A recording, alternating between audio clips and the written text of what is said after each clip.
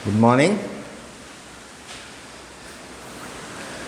हमने क्षितिज और कृतिका मिलाकर 5 पाठ पढ़ लिया है।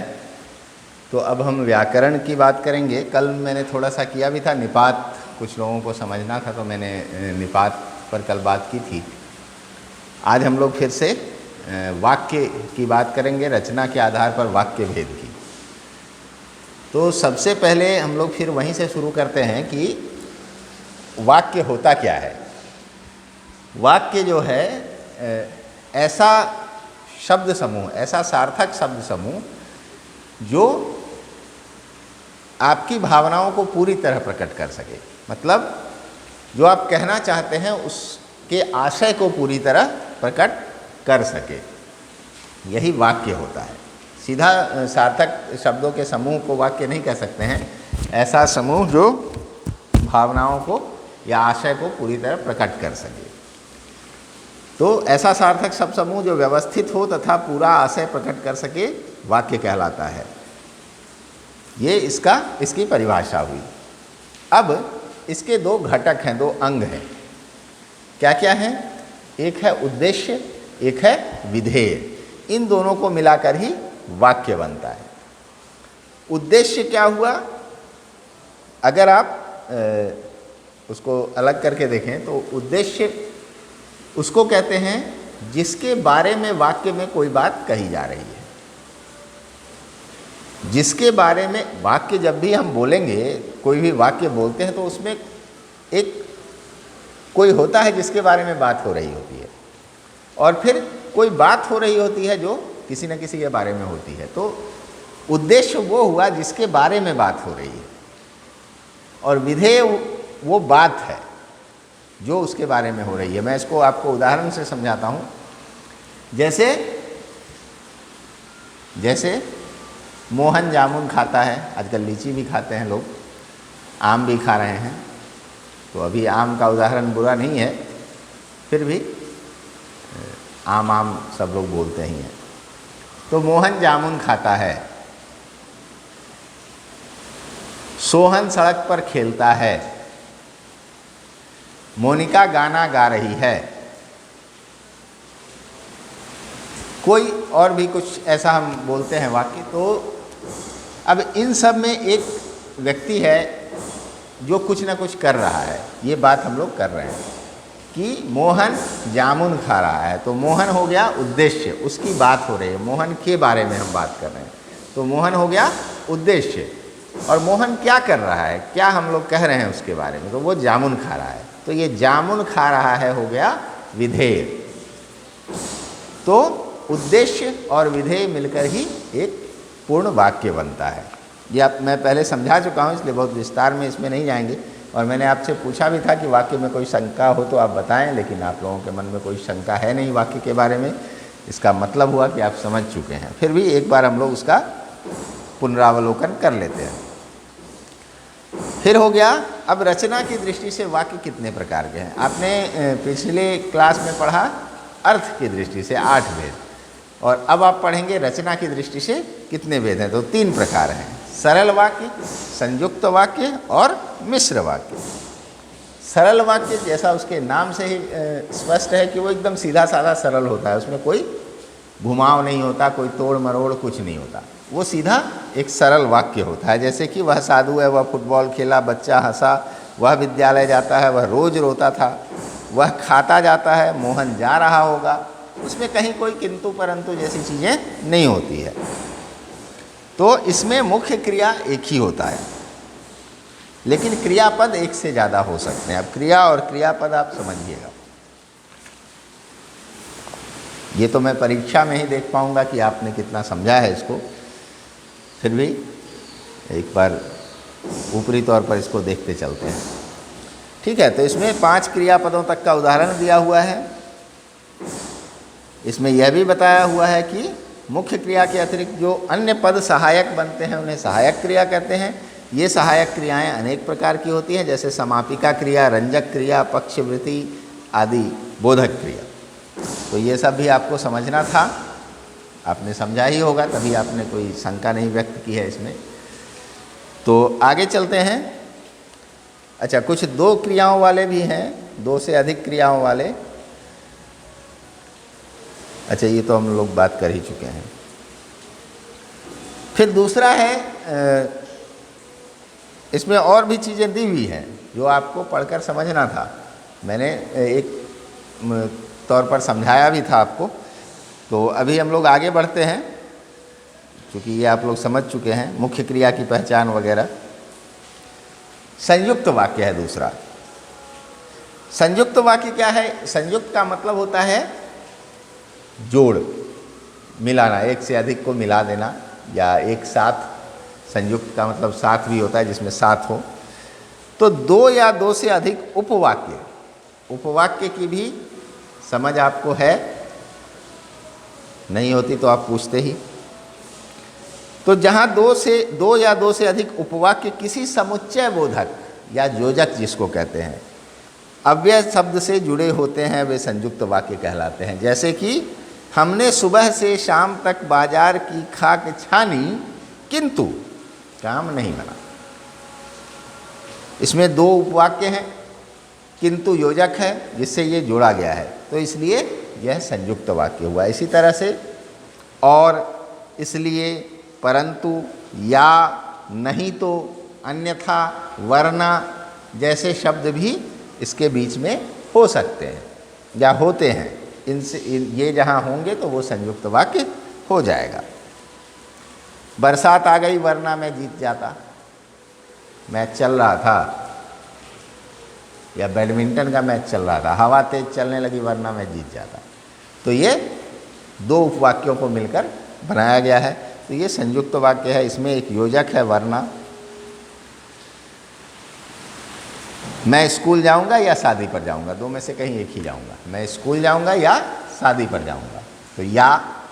तो इस तरह से आप इसको आसानी से पहचान सकते हैं।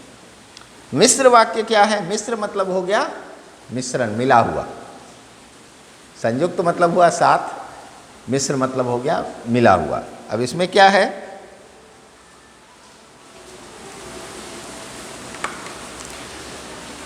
जिन वाक्यों की रचना एक से अधिक ऐसे उपवाक्यों से हुई हो जिनमें एक प्रधान उपवाक्य और अन्य गौण हो, उन्हें मिश्र वाक्य कहते हैं। इसमें एक ही प्रधान उपवाक्य होगा। प्रधान का मतलब होता है मुख्य, अंग्रेजी में जिसको हम मेन कहते हैं।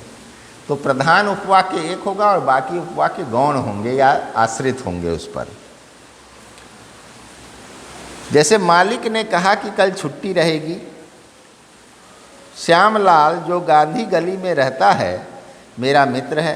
हिरण ही एक ऐसा वन्य पशु है जो कुलांचे भरता है। इसमें पहचान भी दिया हुआ है जिसके माध्यम से आप आसानी से पहचान सकते हैं।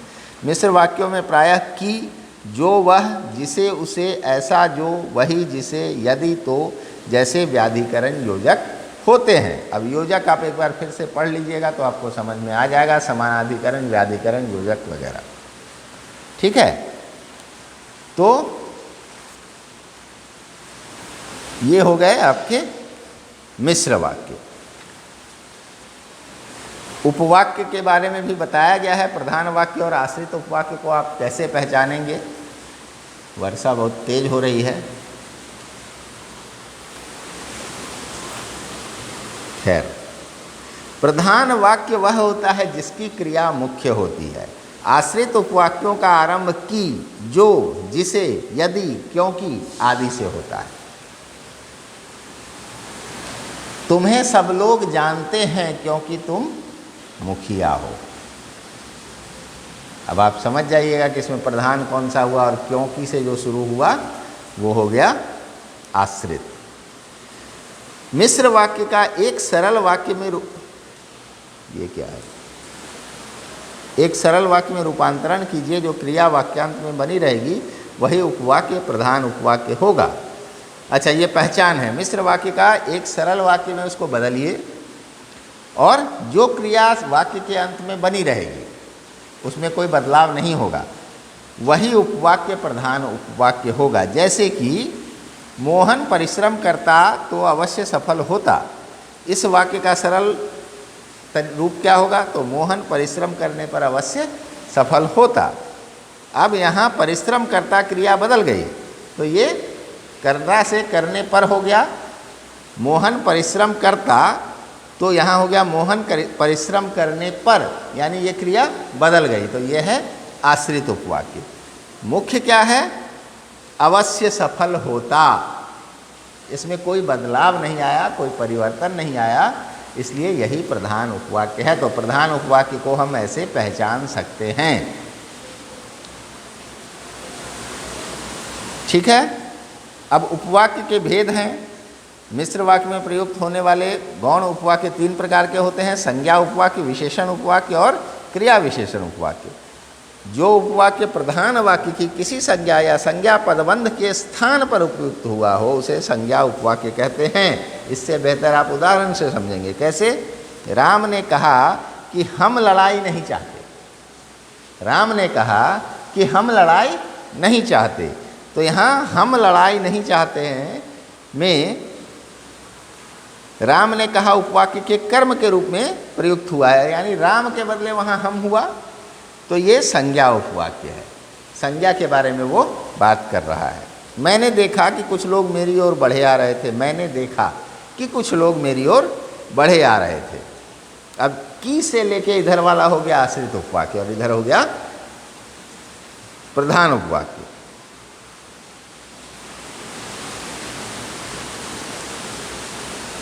मैंने निश्चय किया कि मुझे विज्ञान मेला देखने के लिए अवश्य जाना है। इसको खूब ध्यान से समझेंगे तो बड़ा आसान हो जाएगा। पहचान पर ध्यान दीजिए, जो सूत्र बताए गए हैं उस पर ध्यान दीजिए, आपके लिए आसान होगा पहचानना। संदीप ने देखा कि एक सांप रेंगता हुआ घास में छिप गया है। अब इसमें ये सभी की से आरंभ होते हैं। संज्ञा उपवाक्य की ये पहचान है, ये की से ज़्यादातर आरंभ होते हैं। उसी तरह से विशेषण उपवाक्य है, यह संज्ञा या सर्वनाम की विशेषता बताता है। ठीक है, यह वही आदमी है जिसने कल चोरी की थी। अब वही सर्वनाम है, उसकी विशेषता बता रहा है, जिसने, उसकी विशेषता हो गई, तो ये विशेषण उपवाक्य हो गया। जो मेहनत करता है, जो सर्वनाम है, उसके बदले यहाँ आ गया उसे अवश्य सफलता मिलती, तो इसलिए ये विशेषण उपवाक्य है।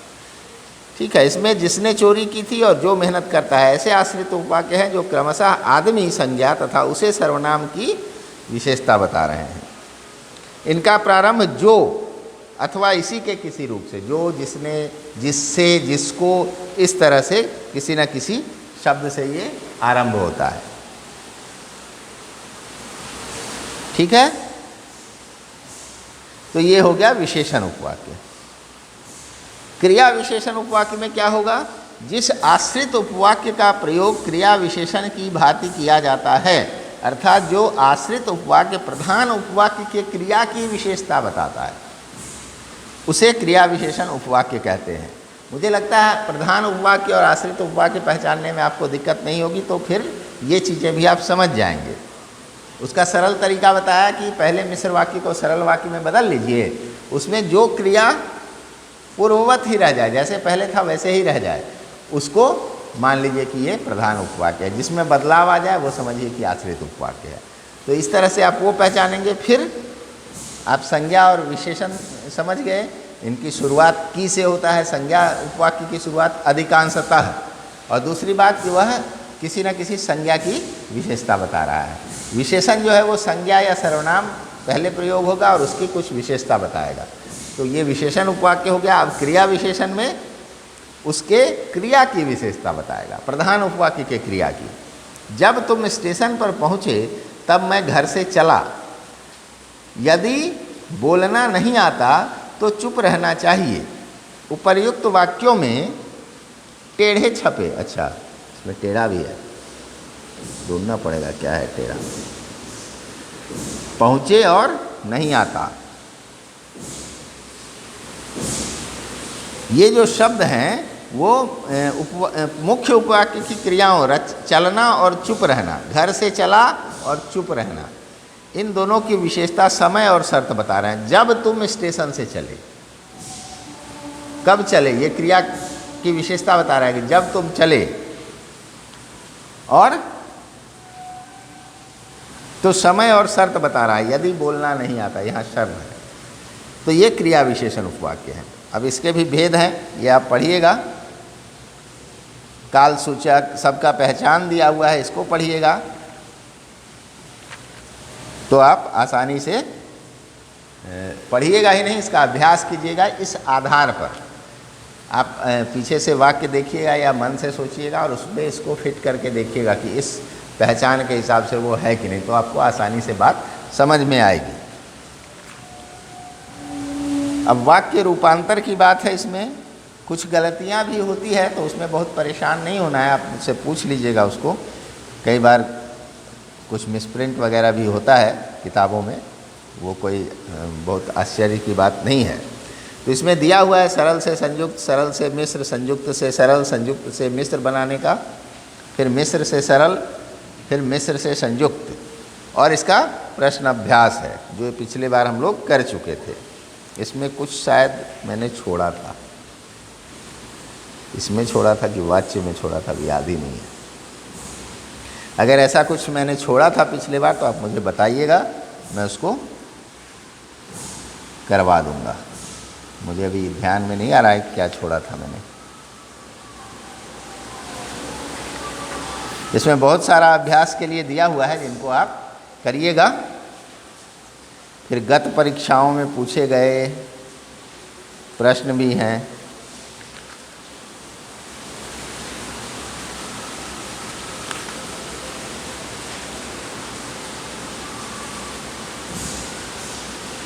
अभी मुझे याद नहीं आ रहा है कि मैंने क्या छोड़ा था, इसमें छोड़ा भी था कि नहीं।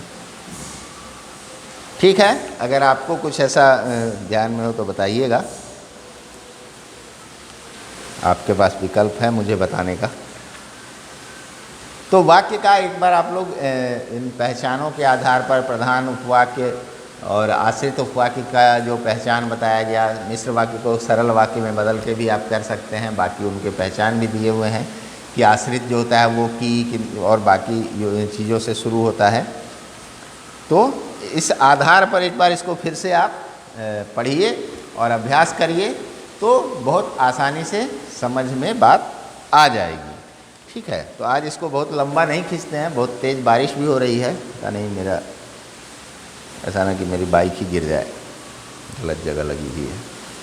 तो मैं ज़रा देख लेता हूँ। आज इसको इतना ही रखते हैं।